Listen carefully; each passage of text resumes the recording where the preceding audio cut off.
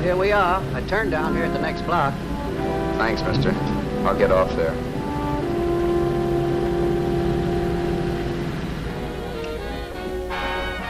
Want anything else? No. Hey, you. Me? Yeah, you. Where you heading? East. Too bad. I thought if you was heading north, I might be able to help you out. I'm pushing the Salt Lake, and I don't like to ride it alone at night. I'm one of those guys that got to talk or I fall asleep. Oh. Sure, now, my partner, he's got Lou to keep him company, but I ain't got nobody at all. Where you coming from? West. Yeah, sure, I know, but where, L.A.? Maybe. Got a cousin out in L.A. You don't say. Yeah, he's been out. You're not much of a talker, are you? My mother taught me never to speak to strangers. Oh, a wise guy. So what? Okay, don't get sore. Just trying to be sociable, that's all. Hey, Glamorous. You change for a dime, will you?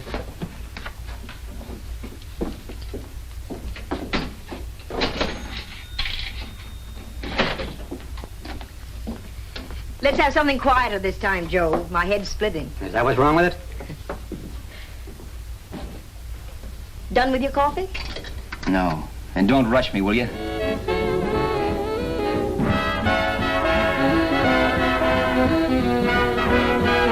Hey, turn that off. Will you turn that thing off? What's eating you now? Yeah, what's eating you? That music, it stinks. Oh, you don't like it, huh? No, turn it off. Oh, wait a minute, pal.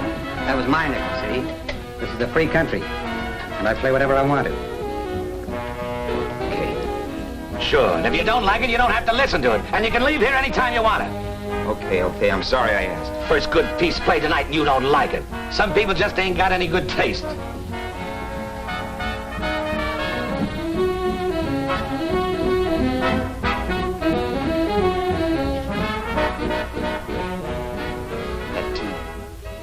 That tune.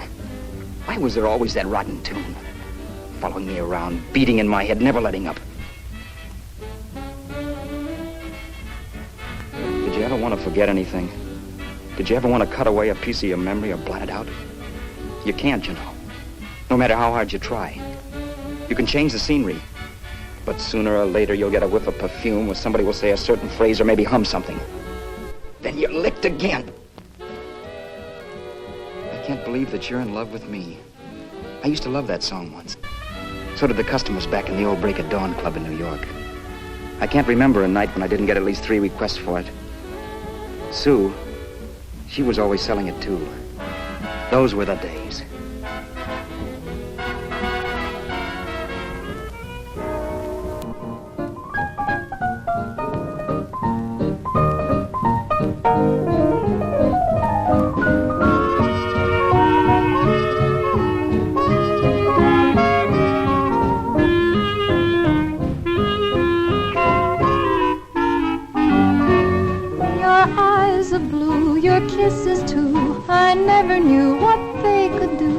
I can't believe that you're in love with me. You're telling everyone you know that I'm on your mind each place you go. They can't believe that you're in love with me. I have always placed you far above me. I just can't imagine that you love me. And after all is said and done, to think that I'm the lucky one, I can't believe that you're in love with me.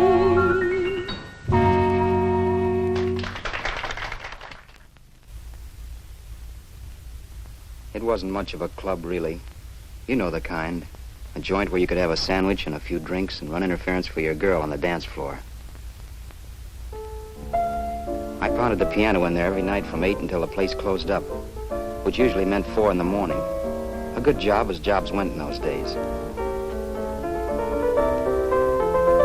Then, too, there was Sue, who made working there a little like working in heaven. But how we felt about each other, well, there was nothing very unusual in that. I was an ordinary healthy guy, and she was an ordinary healthy girl, and when you add those two together, you get an ordinary healthy romance, which is the old story. Sure, but somehow, the most wonderful thing in the world.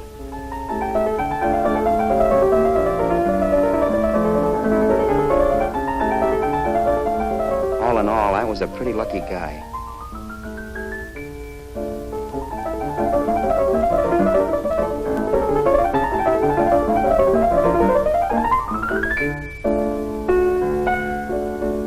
Mr. Paderewski, I presume. It's beautiful. You're going to make Carnegie Hall yet, Al? Yeah, as a janitor. I'll make my debut in the basement. I don't blame you for being bitter, darling, but you mustn't give up hope. Why, someday... Yeah, someday. If I don't get arthritis first. In the meantime, let's blow this trap.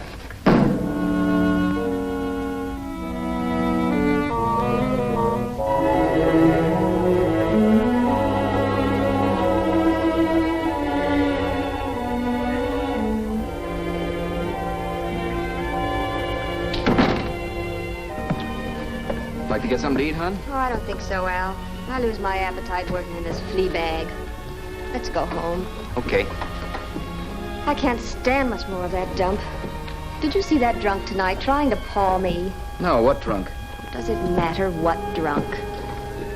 Say, what's the matter with you tonight, darling? That's the third time you started to tell me something and then stopped. We shouldn't have any secrets from each other, Sue. Next week we're going to make with the ring and the license. You and me will be a team. Yes, that's right. In the Bush League. I don't get you. We've been struck out. It's a funny way to talk, darling. Don't you want to marry me? Al, look, I love you. You know I do, and I want to marry you. But? But not now. Only after we've made good. Sunday I'm going away. Oh, I know you'll think it's silly. That's why I hesitated to tell you. But I'm going to California. I want to try my luck in Hollywood. That's the most stupid thing I ever heard of. Don't you know millions of people go out there every year and wind up polishing cuspidors? I thought you had better sense. You sound as if you don't think I have any talent. That has nothing to do with it. I'll make out all right. Maybe. But what about me? Doesn't it mean anything to you that you're busting up all our plans? We may not see each other for years? It won't be that long. I thought you loved me. I do. You know I do. Well, here we are. Al. Al, why can't you see my side of it? I'm young. We both are, and we've got all the time in the world to settle down. Oh, really, darling, what I'm doing is the only sane thing to do. I hate the thought of being so far away from you, but we'll be together again someday. Maybe you'll decide to come out too later on. So long. Al, aren't you going to kiss me goodnight? Sure, why not? Good night.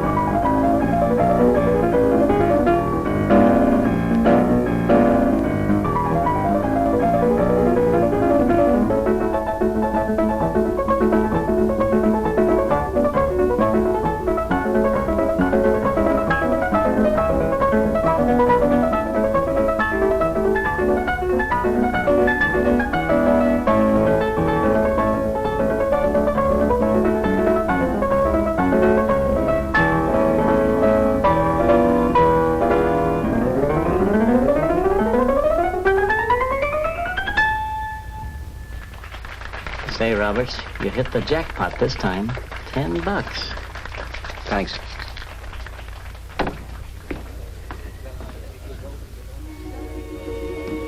So when this drunk handed me a 10 spot after a request, I couldn't get very excited. What was it, I asked myself? A piece of paper crawling with germs. It couldn't buy anything I wanted. It couldn't... Then I thought of something.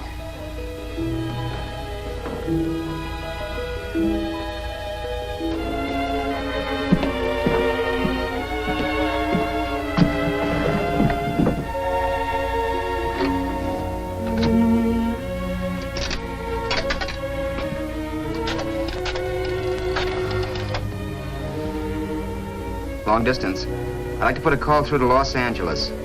Miss Harvey. Sue Harvey, Harvey. The number is Crestview 65723.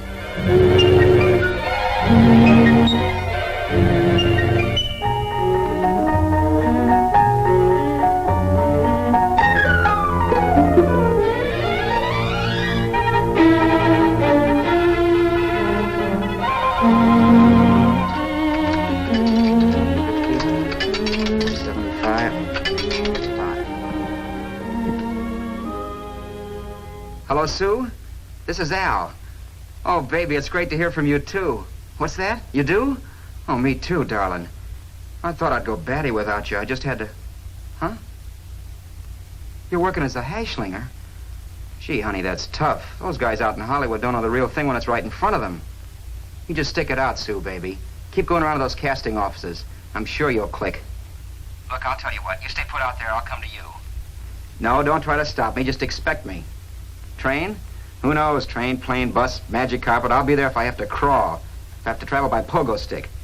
And then, let's get married right away, huh? That's the stuff. That's what I've been wanting to hear you say. Well, goodbye for now. I'll be seeing you soon. Yeah. Bye.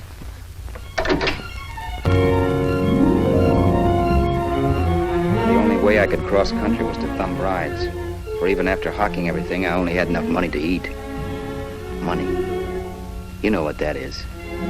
It's the stuff you never have enough of. Little green things with George Washington's picture that men slave for, commit crimes for, die for. It's the stuff that has caused more trouble in the world than anything else we ever invented. Simply because there's too little of it. At least I had too little of it. So it was me for the thumb.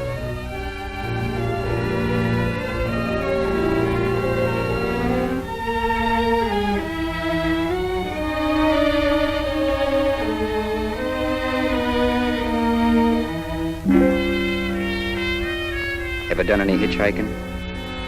It's not much fun, believe me. Oh yeah, I know all about how it's an education and how you get to meet a lot of people and all that. But me, from now on, I'll take my education in college or in PS 62, or I'll send $1.98 in stamps for 10 easy lessons.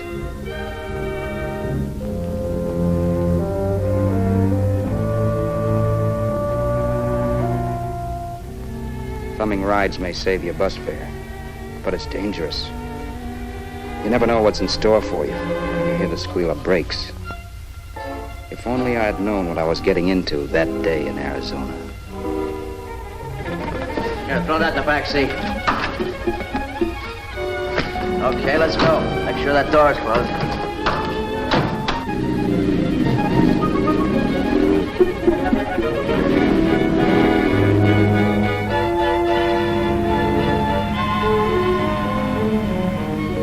You know, Emily Post ought to write a book of rules for guys thumbing rides.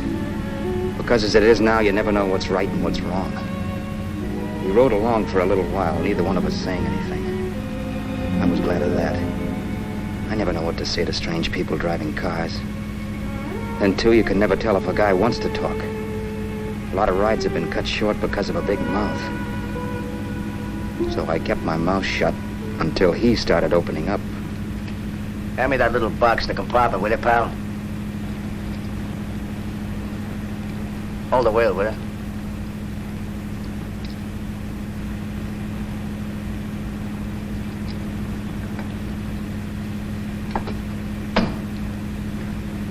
How far are you going?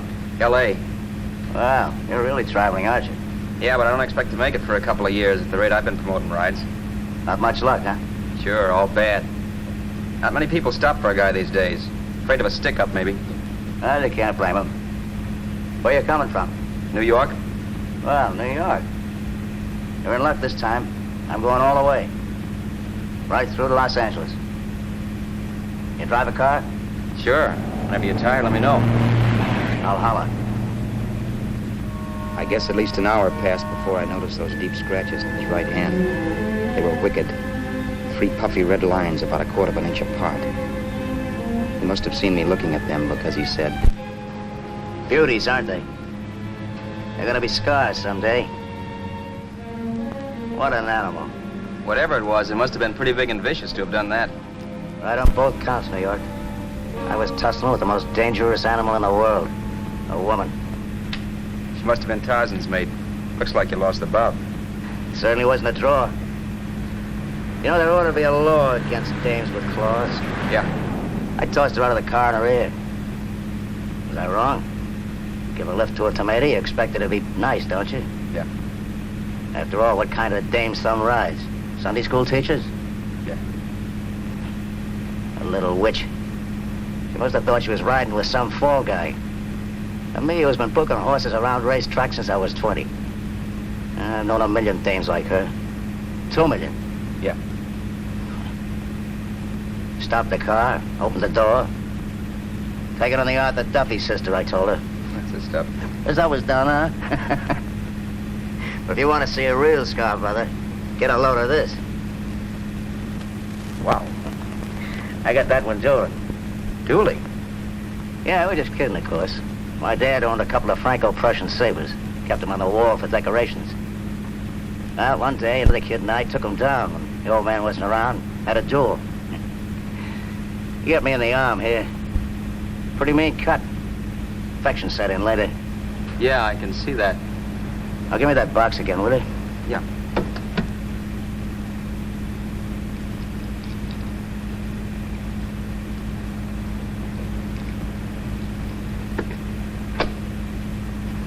Pain made me lose my head, I guess.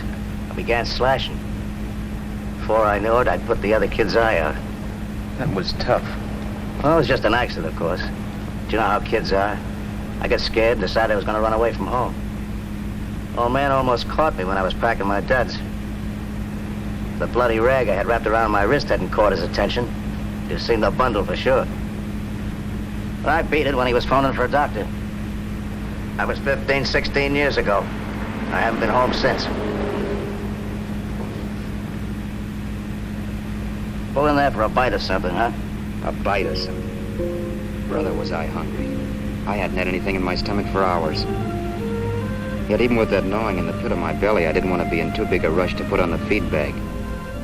First, I had to make sure this guy knew the score. If I got him down on me, goodbye ticket to Hollywood. I'll wait out here for you, mister. Well, if it's the money, don't worry about paying for it. This time it's on me. Well, that's what... Haskell, think nothing of it. You make your first million, maybe you can do the same for me. Come on, New York. I gotta make the West Coast by Wednesday. There's a horse running at Santa Anita named Paradigmático. Means to order me if I'm on him. We'll make it all right. He did most of the talking during the half hour we were in the place. I ate. He rambled on about his old man, whom he hadn't heard from since he ran away as a kid. Now he happened to become a bookie. And then all about how he got rooked in Miami. One race, 38 grand. They cleaned out my book. How do you like that? That was tough luck. Yeah, and I'm supposed to be the smart guy. Well, you just wait. I'm going back to Florida next season with all kinds of jack. And you watch those stinkers run for cover. You want anything else? No, thanks. I've had plenty.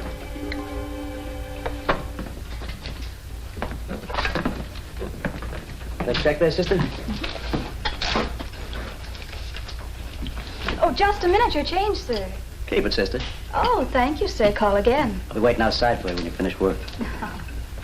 Sharp check, huh?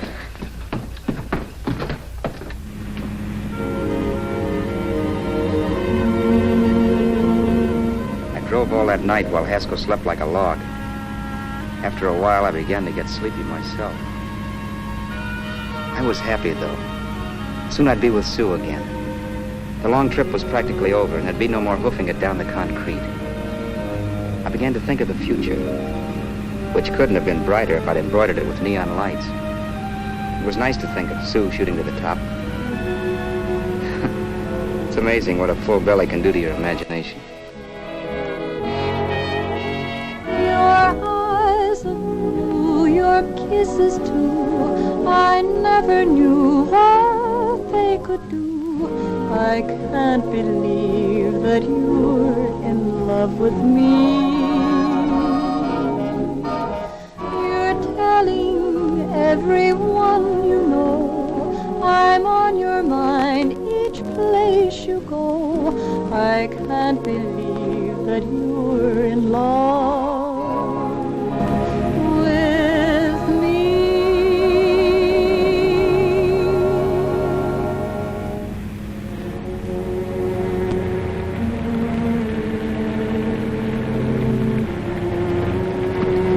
Mr. Haskell.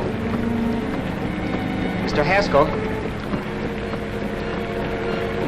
Mr. Haskell, wake up. It's raining. Don't you think we ought to stop and put up the top?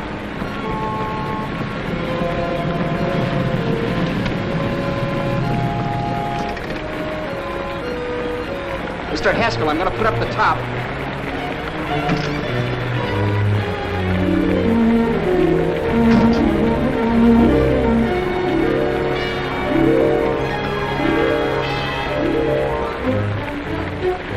Up until then, I'd done things my way. But from then on, something else stepped in and shunted me off to a different destination than one I had picked for myself. But when I pulled open that door... Mr. Haskell, what's the matter? Are you hurt? Are you hurt, Mr. Haskell? Start your sermon.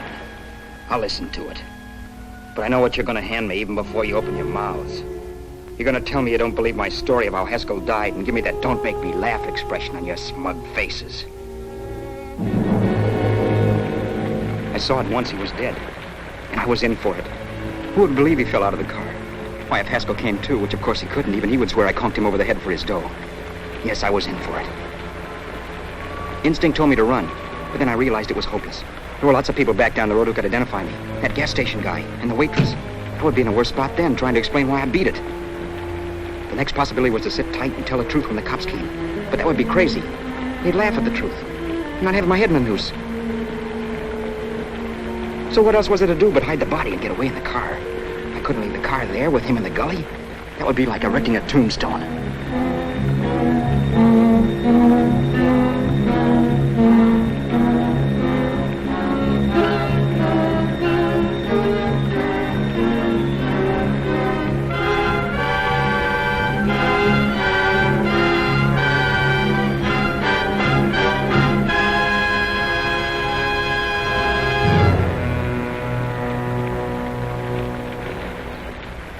My idea was to cover him with brush, not to rob him.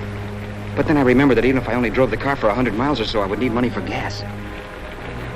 Besides, it was stupid of me to leave all that money on a dead man. Not only that, I'd have to take his driver's license in case I was stopped for something.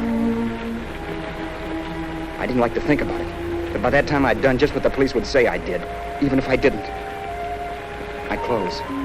The owner of such an expensive car would never be wearing them. Some cop might pull me in on suspicion.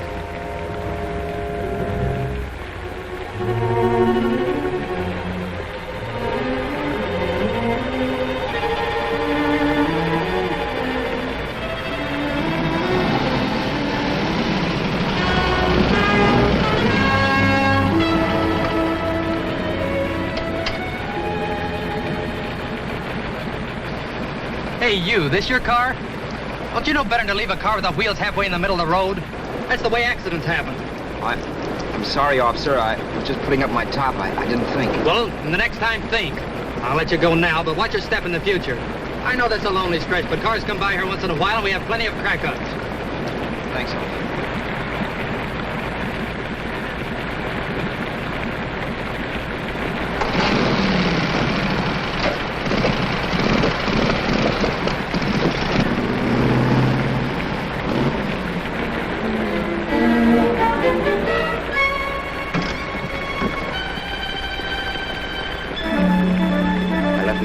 To give me away as Roberts. If they found a dead man in the gully now, it would be me.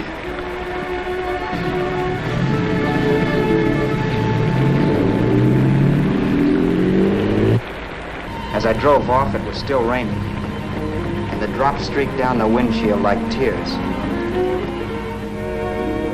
I kept imagining I was being followed and that I could hear sirens back in the distance. Just how long it took me to cover the 60-odd miles to the California state line, I don't know.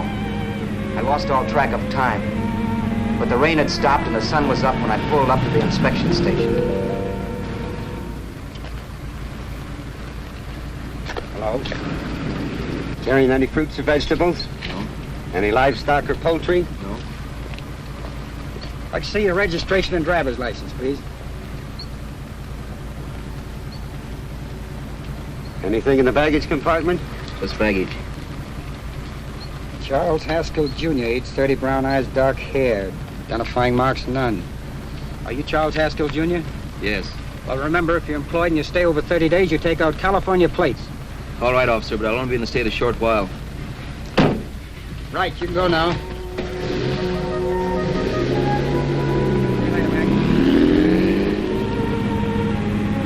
I couldn't drive any farther without some sleep. Cops or no cops, I knew I had to hit the hay and hit it hard. I was dead tired.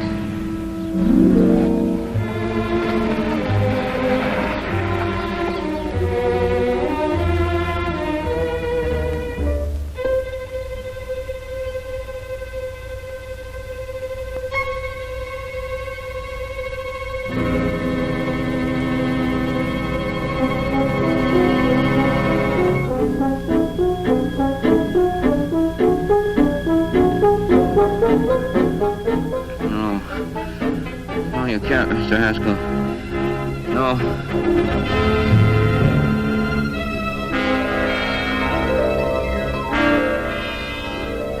Mr. Haskell, you can't die. I think I did it. No, Mr. Haskell. No. No.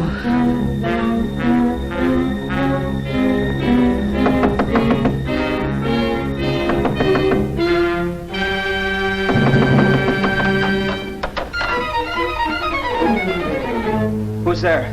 It's the maid. Can I come in and clean? Later. In a half hour. All right, sir.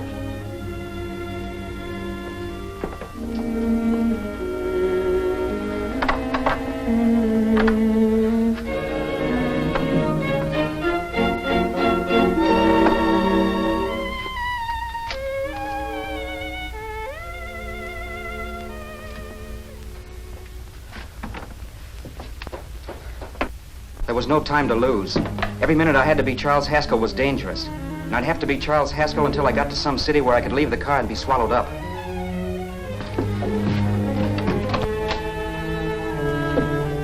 That meant driving the car as far as San Bernardino, maybe even to Los Angeles. In a little town I might be noticed, but in a city I should be safe enough.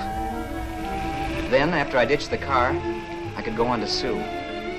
But those 5 minutes at the state line made me realize it might be a good idea to find out a little bit about Mr. Haskell. Then if anybody asked me questions, I could give the right answers. The first thing I found out was that I had $768. This was a lot of jack, but believe me, it was the kind of money I'd rather not have.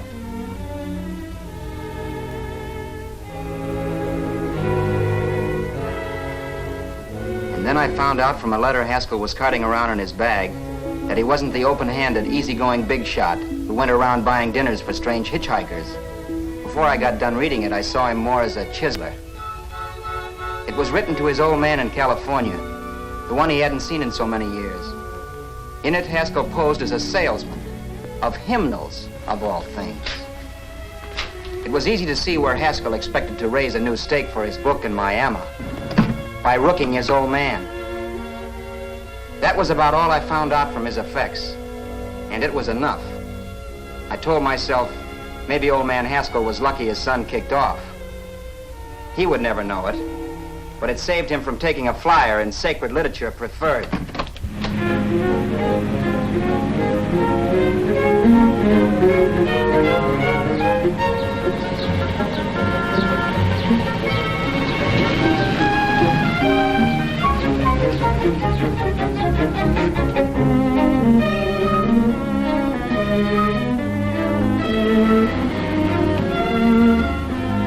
Near the airport at Desert Center, I pulled up for water. There was a woman. Hey, you! Come on if you want to ride.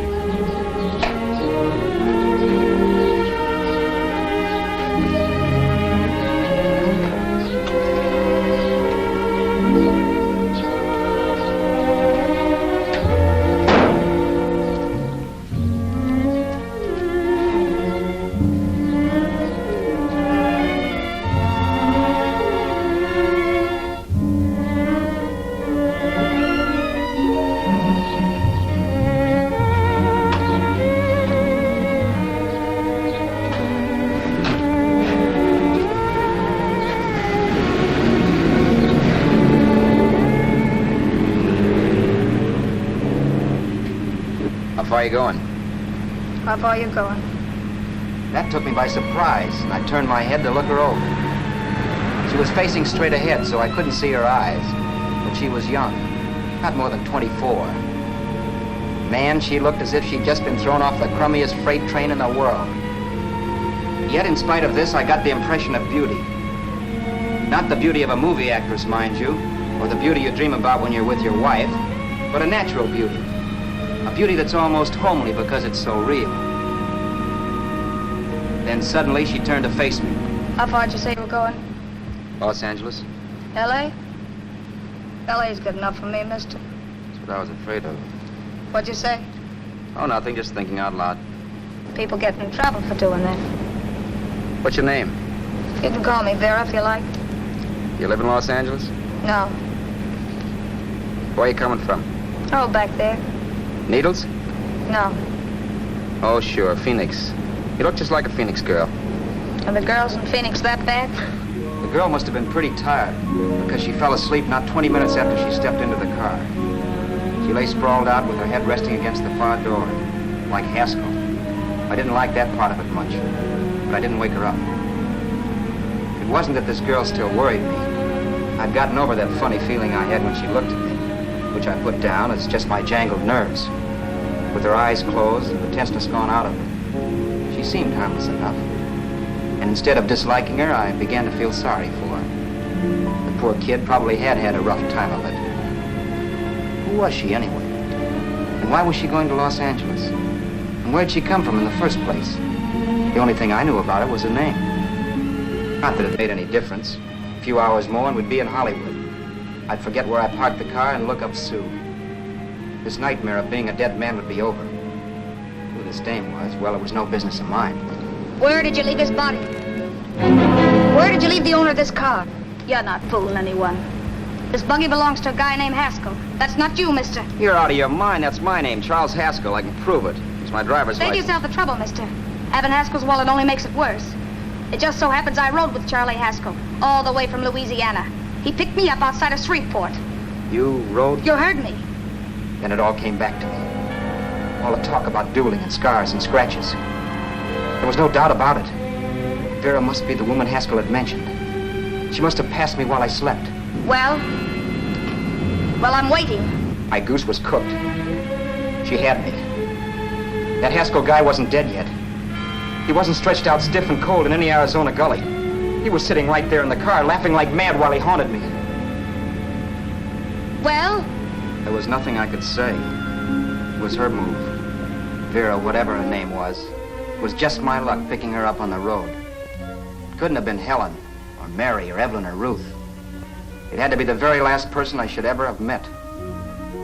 That's life. Whichever way you turn, fate sticks out a foot to trip you.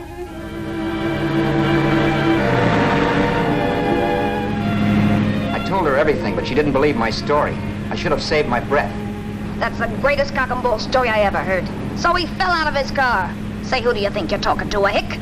Listen, mister, I've been around, and I know a wrong guy when I see one. What'd you do, kiss him with a wrench? Now, wait a minute. What I told you was true. You see, that's why I had to do it.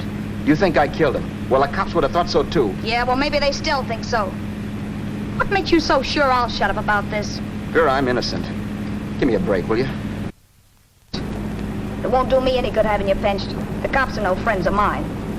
Now, if there was a reward, but there isn't. Thanks. Don't thank me yet. I'm not through with you by a long shot. Let's see that roll.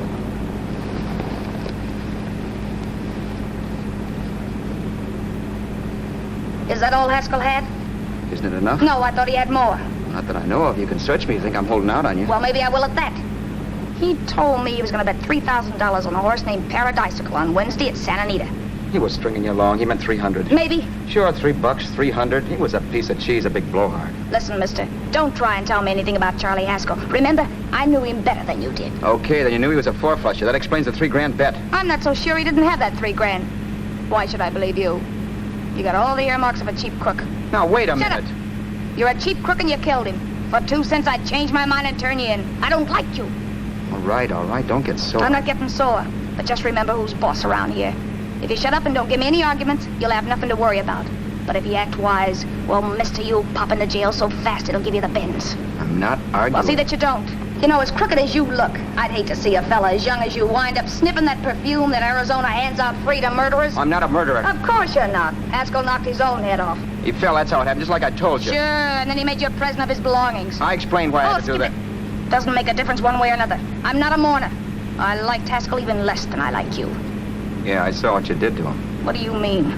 Those scratches on his wrist. Sure, I scratched him. Don't say you did. So your idea was to drive the car a little way, maybe into San Bernardino, and then leave it. You weren't gonna sell it? Sell it? You think I'm crazy? Somebody else's car? See, all I want to do is leave it somewhere and forget I ever saw it. Not only don't you have any scruples, you don't have any brains. I don't get you. Maybe it's a good thing you met me. You'd have got yourself caught, sure. Why, you dope. Don't you know a deserted automobile always rates an investigation? Huh? Look, the cops find a car. Then they get curious. They wonder where the owner is. So, all right, they don't trace Haskell. They trace you. I never thought of that. The only safe way to get rid of the car is to sell it to a dealer. Get it registered under a new name. Say, stop at the next store. I want to get a bottle and do some shopping before we hit L.A. Okay. As soon as we find a place, I'll drop you off and pick you up later. Nothing doing. You're coming in, too. From now on, you and I are like the Siamese twins. Have it your way, but I don't get the point. The point is, I don't want you to get lost. I'm not going to beat it if that's what you're afraid of. I'll say you're not. Well, I'm going to see that you sell this car so you don't get caught. Thanks. Of course, your interest wouldn't be financial, would it? You would want a small percentage of the profits. Well, now that you insist, how can I refuse? 100% will do. Fine. I'm relieved. I thought for a moment you were going to take it all. I don't want to be a hog. A few hours later, we were in Hollywood. And I was recognizing places Sue had written about. It struck me that far from being at the end of the trip, there was a greater distance between Sue and me than when I started out. Vera wasn't kidding with that Siamese twins crack. She rented a little apartment as Mrs. Charles Haskell. When I objected to this, she explained that it was on account of the car. A dealer might think something was funny if he called and found we were using different names.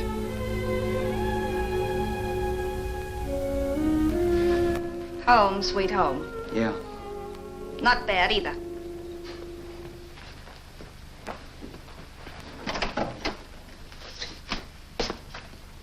In case there's any doubt in your mind, I'll take the bedroom. Yeah. Sure is stuffy in here.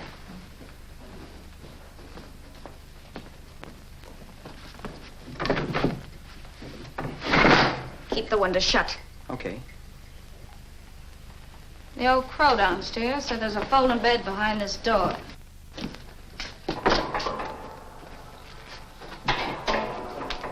You know how to work it? I invented it. Some joint. One can't have everything. I'm first in the bathtub. I don't know why, but I figured you would be.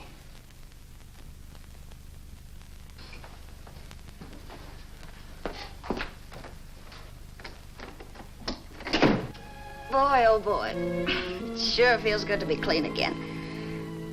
I must be 10 pounds lighter. You must be. Well, hitching rides isn't exactly the way you keep your schoolgirl complexion. I wish that guy with the sax would give up. Gets on my nerves. Forget it. Have a drink. Aren't you afraid I might take you up on it? If I didn't want to give you a drink, I wouldn't have offered it. Why be a sorehead, Roberts? You got yourself into this thing. You should be grateful I'm not turning you in. Why, if I wasn't regular, you'd be in the pen this minute, being photographed, fingerprinted, and being pushed around by the cops. So cheer up. Get rid of that long puss. Or is your conscience bothering you?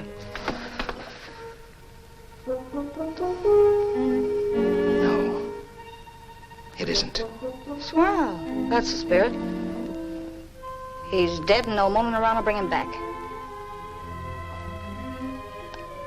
Anyway, I never could understand this worrying about something that's over and done with. Now look, Vera, for the last time I didn't kill him. Haskell was a sick man. Maybe he was dead before he fell out of the car. I don't know. Sure. He died of old age. All right. So if it'll make you sociable, you didn't kill him.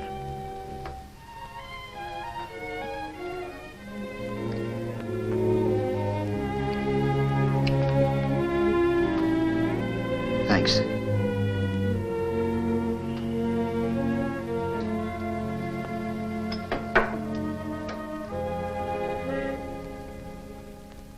We're out of liquor, Roberts. Yeah. Too bad. I felt like getting tight tonight. Well, I think you succeeded. Am I tight? As a prima donna's corset. That's good. I wanted to get tight. Why? What have you got to get tight about? Oh, I don't know. Few things. You should have my worries. If I had your troubles, I'd stay sober. And I've got the key to that door. Yeah. Maybe you're right. I'm always right. You know, I don't like your attitude, Roberts. Well, there's a lot of things I don't like. Sure. But life's like a ball game. You gotta take a swing at whatever comes along before you wake up and find it's the ninth inning. You read that somewhere. That's the truth, Roberts. All you do is bellyache. Taking it easy and trying to make the best of things. Maybe that's what's wrong with the whole world. Get the professor. People knock themselves out trying to buck fate. Now take you, for instance. You're lucky to be alive. Why, suppose Haskell had put open your door. You'd be playing a harp now. Think of that. You think of it. I'm tired of thinking. There's plenty of people dying this minute. I would give anything to trade places with you. I know what I'm talking about. I'm not so sure. At least they know they're done for. They don't have to sweat blood wondering if they are. Your philosophy stinks, pal. We all know we're going to kick off someday. It's only a question of when. But what got us on this subject anyway? We'll be discussing politics next. Yeah. Where'd you hide the butts? On the table, sucker.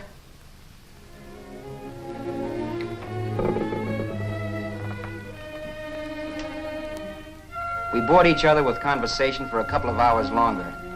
Every 5 minutes, one of us was wishing we had another bottle or a radio or something to read. Then finally, we ran out of chatter. I know it's only 11 o'clock, but I want to get up early and make the rounds of the used car lots. No hurry about that. We got all the time in the world. Maybe you have, but if you think I want to stay cooped up in this place any longer than I have to, you're batty. It's not a bad place. We pay plenty for diggings like this in New York. I wouldn't like it if it was the Ritz. Rotten liquor. You got a mean cough. Want to do something about it. That'll be all right. That's what Camille said. Who? Nobody you know. Wasn't that the dame that died of consumption? Yeah. Wouldn't it be a break for you if I did kick off? You'd be free with all Haskell's dough and car. I don't want to see anybody die.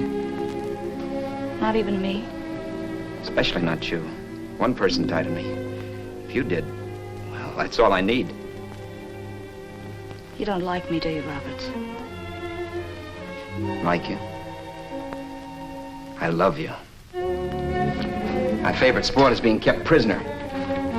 After we sell the car, you can go to blazes for all I care. But not until then.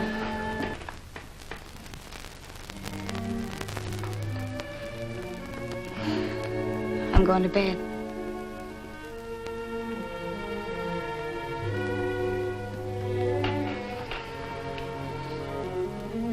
Good night, Roberts. Don't try and sneak away during the night. All the doors are locked. Anyway, if I find you gone in the morning, I'll notify the police. They'll pick you up. Don't worry, I know when I'm in a spot. Well, good night. I hope that portable rack isn't too uncomfortable for you. Don't lose any sleep over it, will you, Vera?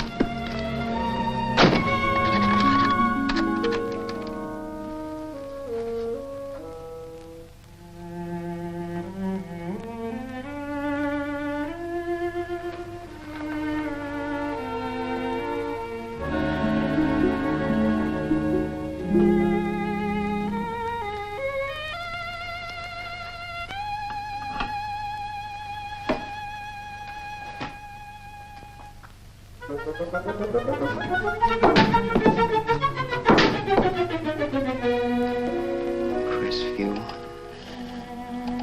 6, 5, 7, 2, 3. Hello? Hello? Hello? Hello?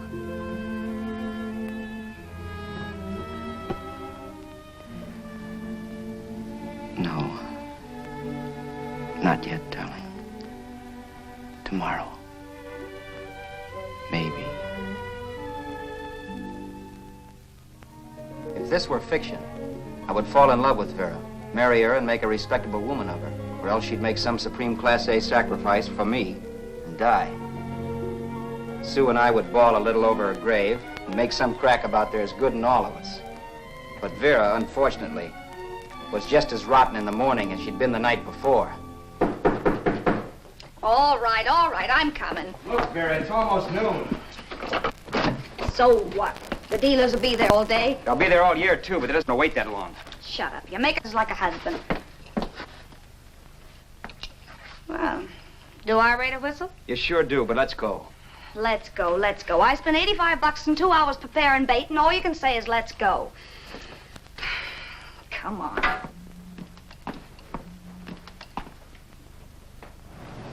We passed a few used car lots last night down this way. What do you think we can get for this heap? I don't know. Plenty. You let me handle everything. Think we can get $2,000? I don't know, but don't worry. I'll squeeze as much out of this guy as I can. If I let it go cheap without a fight, he might think we've stolen the car. And listen, don't make any slips and call me Roberts. That'll cook us. I don't need you to tell me that. You better just sit by and keep your mouth closed. Remember, we're both in the soup if anything happens. Forget it and drive. You're my wife, Vera Haskell. Look, after the deal's closed, let's go back to that place on Hollywood Boulevard where I saw the fur jacket. I want to buy it. After the deal's closed, I'm saying goodbye to you. That's right, I forgot. I guess I'm getting kind of used to you. Well, that's a habit you can start breaking. Let's try this place in the middle of the block.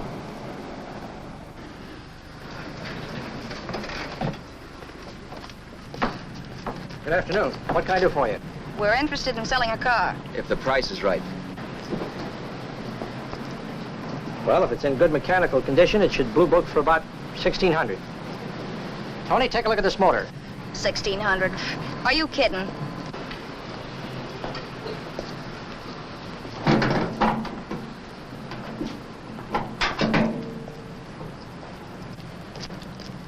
Well, maybe $1,850.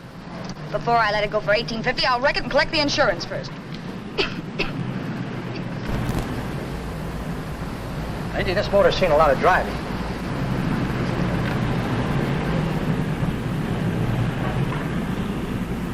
While the mechanic inspected the car, we haggled. At last, when we were all worn out, we hit a compromise. His price. Okay, it's a deal. All right, come in, we'll sign the papers. I have the ownership papers right here with me. Look, Vera, in the meantime, will you clean a dash compartment? There may be some stuff in it. All right, darling. $1,850. That dirty crook.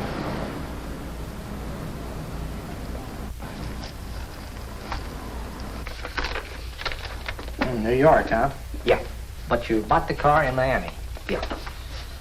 Well, now let's see about the insurance. We can either have it transferred or canceled. What kind of insurance do you have, Mr. Haskell? Well, aren't all the papers there? I don't see any. Surely you know what type of insurance you carry in the car. The name of the company? Yeah, but, Well, if you'll just tell me the name of the company, I'd be very glad to take care of all the details. Well, Did you sign the papers yet? Not yet. Well, don't. We're not selling the car. Oh, wait a minute, Miss Pascal. Come on, darling. What's the matter? You changed your mind? Yes, I'm sorry. I guess I have. But Vera... Let's go.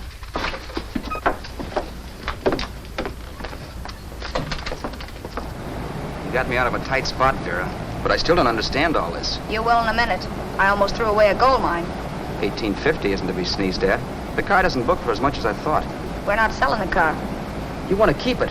Now, wait a minute, Vera. You said yourself I wouldn't be safe until the car was in someone else's name. I'd like to be free of this mess when I go. That's just it, Roberts. You're not going. There's a drive-in at the next corner. Pull in there and we'll get a bite to eat. And I'll explain. What is this, another one of your brilliant ideas?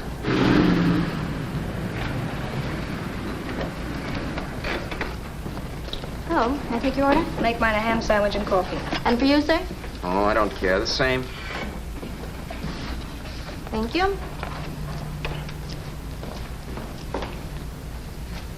Get this, Vera. I've been pretty patient so far. I've done everything you asked me to do, but no more. Shut up. You've taken Haskell's money. And you can have the dough we get from selling the car. But you're not going to keep me a prisoner. It's a good thing I bought the paper. Take a look at that. Vera, I'm in no mood. Read that.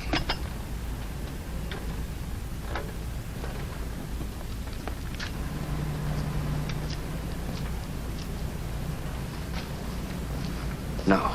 Yes. No, I won't do it. Yes, you will. You think I'm crazy? It's impossible, I tell you. Excuse me.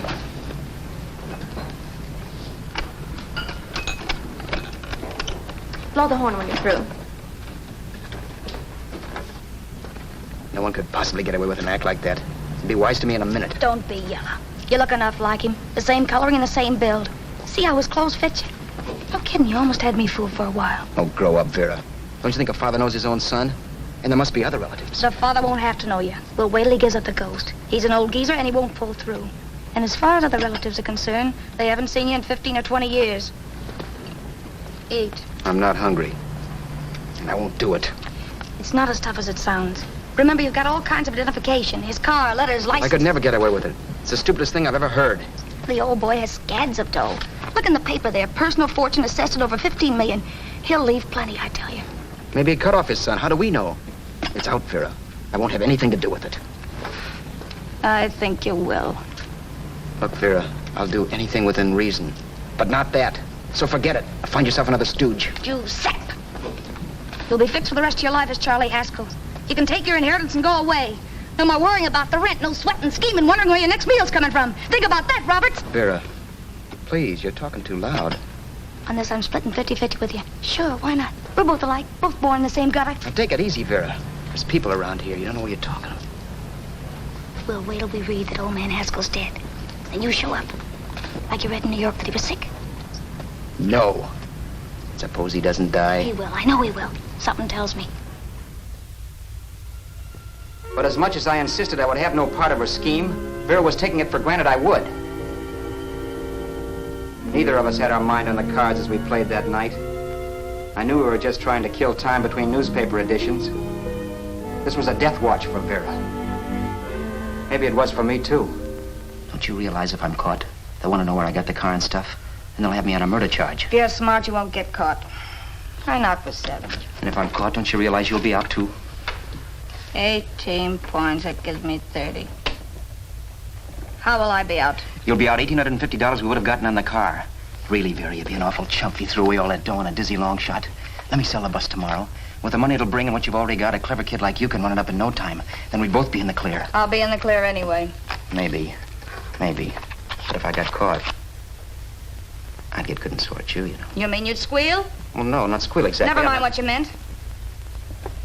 Even if you did tell the cops I was in on it with you, what could they do to me? They might give me the same medicine they gave you. Yeah. A rope. But I'm on my way now. All they'll be doing will be rushing it. All right. But think of the 1850 you'd lose. You'd kick yourself along the block if they let it get away from you. I'll take the chance. Want another drink? You're being a goon. That's the way people wind up behind the 8 ball. Once they get a few dollars, they become greedy and want more. My. Caesar. Who? You know that Roman general? He got his for being greedy. He wasn't satisfied, so the final wind-up was he took the count. A couple of days ago, you didn't have a dime. Why, you were so broke you couldn't pay cash for a postage stamp.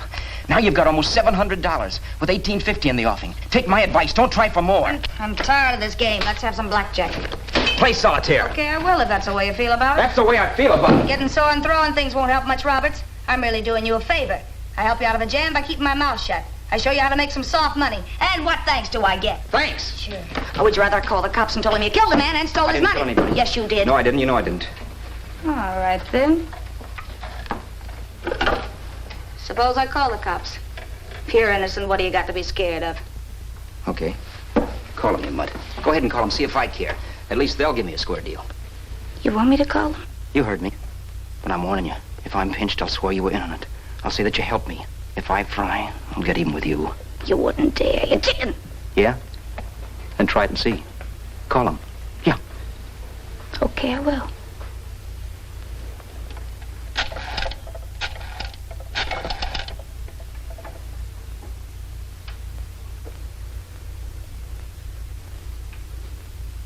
Information? I want the number of the Hollywood police station. Okay, I got it. Thanks. Wait a minute, Vera. You wouldn't do that. Wouldn't do that, and I'll show you if I would. Take it easy now. Let's talk this over. This was early in the evening, and the conversation, while hectic, was at least pitched low. But as the minutes passed, and more obstacles to her plan popped into my head, the air got blue. Each word coming from our lips cracked like a whip. I reminded her that as Charles Haskell, I didn't even know my mother's name, where I'd gone to school, the name of my best friend, whether I had an Aunt Emma or not, my religion, and if I'd ever owned a dog. I didn't even know what my middle initial stood for. I also pointed out that the real Haskell had a scar on his forearm. His people never saw that scar. He told me he ran away right after putting out the kid's eye. Yeah, but his father knew he was cut. It'd have to be some kind of a mark. So what? The old man's dead, or will be. I hope by tomorrow morning's papers. Anyway, you could cut yourself a little, couldn't you? Boy, for that kind of dough, I'd let you cut my leg off. You're drunk and you're crazy mad, Vera. Turn me in if you want to, but I won't get mixed up in this. Besides, how do we know Haskell was such a phony?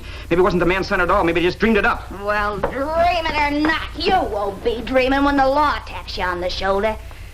There's a cute little gas chamber waiting for you, Roberts. And I hear extradition to Arizona's a cinch. Where's that phone? Vera! Leave me alone. Vera! Here. I want a phone. Call police.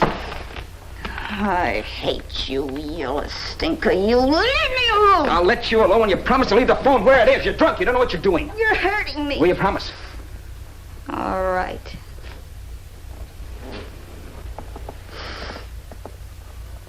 You hurt me. I'm sorry, but... And it's hot in here. Open up a window. It's not hot. Don't tell me. Now, do you do it or do I do it? You're no gentleman, see? Yeah. All right. I'll open up the window. Vera!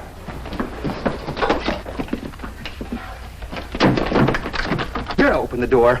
Please open the door. Vera, open the door. Don't use the phone. Listen to me. I don't like you, Roberts. You're no gentleman, see? You hurt my hand, and I'm going to get even with you. If you don't open the door, I'm going to kick it down, Vera.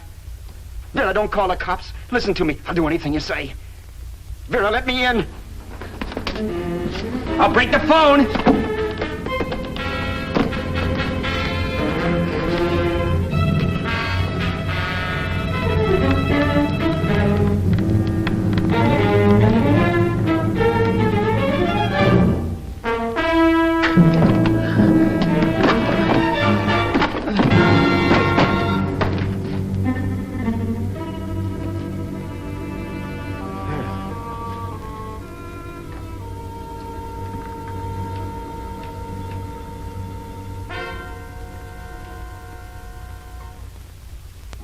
The world is full of skeptics. I know. I'm one myself. In the Haskell business, how many of you would believe he fell out of the car? And now, after killing Vera without really meaning to do it, how many of you would believe it wasn't premeditated? In a jury room, every last man of you would go down shouting that she had me over a barrel and my only out was force. The room was still. So quiet that for a while I wondered if I had suddenly gone deaf. It was pure fear, of course. And I was hysterical, but without making a sound. Vera was dead. And I was her murderer. Murderer. What an awful word that is. But I'd become one. I'd better not get caught. What evidence there was around the place had to be destroyed. And from the looks of things, there was plenty. Looking around the room at things we'd bought was like looking into the faces of 100 people who'd seen us together and who remembered me. This was the kind of testimony I couldn't rub out. No. I could burn clothes and hide bottles for the next 5 years. There'd always be witnesses. The landlady, for one. She could identify me. The car dealer, the waitress in the drive-in, the girl in the dress shop, and that guy in the liquor store. They could all identify me. I was cooked. Done for. I had to get out of there. While once I'd remained beside a dead body, planning carefully how to avoid being accused of killing him, this time I couldn't. This time I was guilty. I knew it. Felt it. I was like a guy suffering from shock. Things were whirling around in my head. I couldn't make myself think right. All I could think of was the guy with the saxophone and what he was playing. It wasn't a love song anymore. It was a dirge.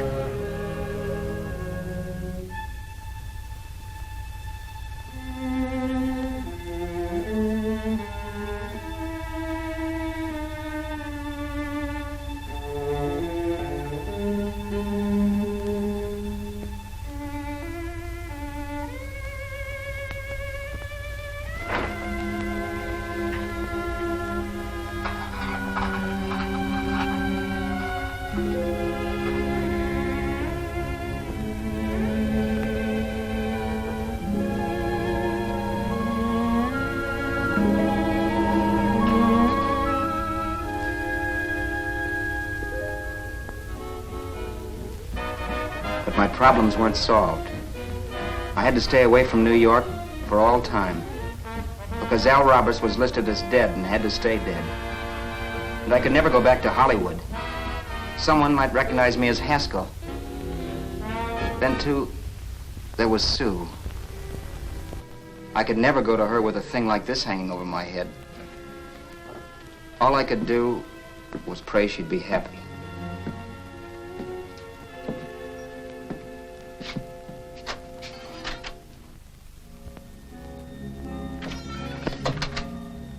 I was in Bakersfield before I read that Vera's body was discovered, and that the police were looking for Haskell in connection with his wife's murder.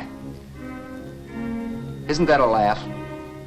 Haskell got me into this mess, and Haskell was getting me out of it. The police were searching for a dead man.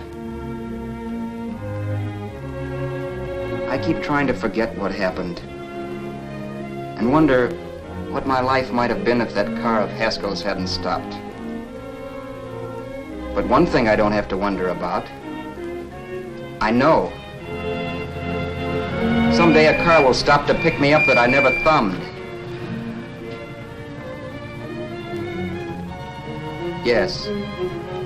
Fate, or some mysterious force, can put the finger on you or me for no good reason at all.